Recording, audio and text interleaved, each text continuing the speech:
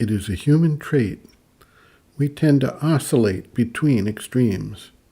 Too much or too little seems to be our method of living. Wise men, sages, and rishis throughout the ages have counseled moderation in all things, the middle way, the way of balance. These tenets for living are also helpful in our understanding of our physical body and its proper maintenance. Too much eating frequently occurs nowadays through inattention, social pressure, or through habit. We see people who eat while watching television, watching a movie in a theater, attending a sporting event, or who are scrolling on their mobile devices without monitoring or controlling portion size. They are not paying attention to what they are eating, nor how much they are eating. It is a mechanical reflex that occurs while the mind is occupied elsewhere. In many cases, there's a subtle pressure to join with family and friends in a social eating event, such as a holiday meal or some form of celebration. Many times, guests are plied with food beyond reasonable limits to show some form of welcoming goodwill. In some cases, food becomes a substitute for other forms of desire that are being suppressed, such as when sexual energy is repressed and the social environment provides no outlet for that force, and it has not been transformed or transmuted.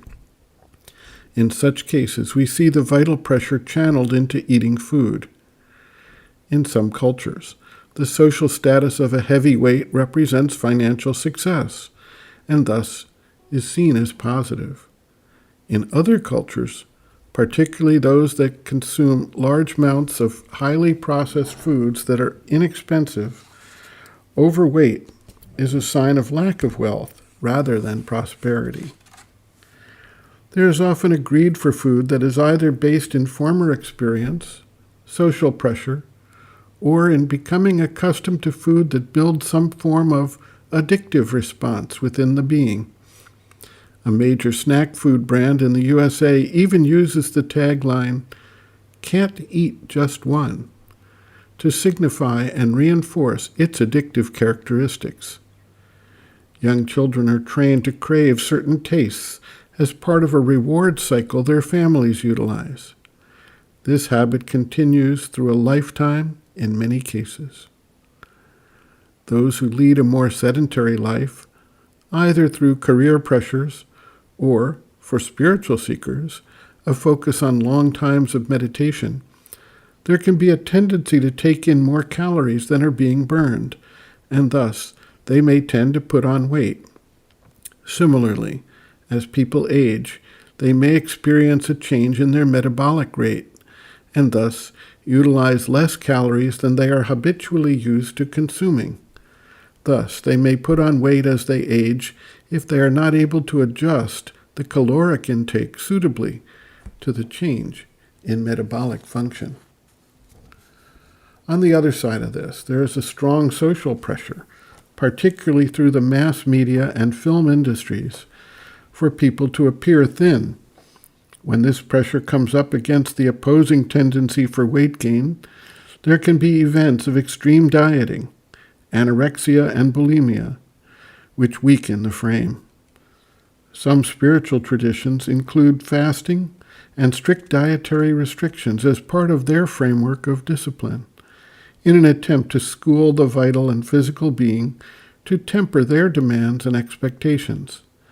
And this can lead to a framework that is unduly weakened. With all the pressures on both sides, and the amount of unconscious eating that takes place, it is difficult for most people to find a suitable balance, a middle way. By understanding these various pressures, and through observation as a separate witness consciousness, the seeker can gain mastery over these impulses and instead utilize a more balanced approach both as to caloric intake and quality of the food being eaten to ensure the body gets what it needs in the right amounts and in the right way. A major factor will be to eat with attention and avoid the unconscious intake of food that occurs through a focus that is directed elsewhere at the time of eating. Sri Aurobindo notes, quote, "Too much eating makes the body material and heavy. Eating too little makes it weak and nervous. One has to find the true harmony and balance between the body's need and the food taken." End quote. Reference, Sri Aurobindo and the Mother, Looking from Within, Chapter 5, Attitudes on the Path, page 167.